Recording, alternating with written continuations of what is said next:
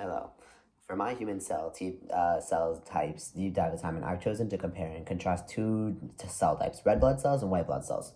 Firstly, let's talk about red blood cells. These cells are also known as erythrocytes, yeah, and are responsible for carrying oxygen from the lungs to the rest of the body.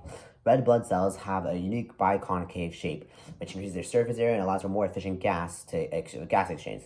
They lack a nucleus, which means they cannot replicate or repair themselves, but this also allows for more space for hemoglobin, the protein that binds to oxygen. Red blood cells are produced in the bone marrow, and have a lifespan around 120 days before being removed by the spleen. Now let's look at white blood cells, also known as leukocytes. Unlike red blood cells, white blood cells have a nucleus and are involved in an immune response. They're responsible for identifying and destroying foreign invaders like viruses and bacteria. There are several types of white blood cells, and each of them have their own unique characteristics and functions.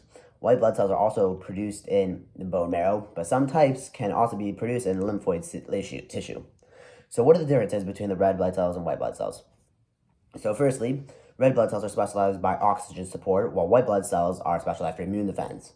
Red blood cells lack a nucleus, while white blood cells have, and red blood cells have a biconcave shape, while white blood cells have various shapes depending on the type.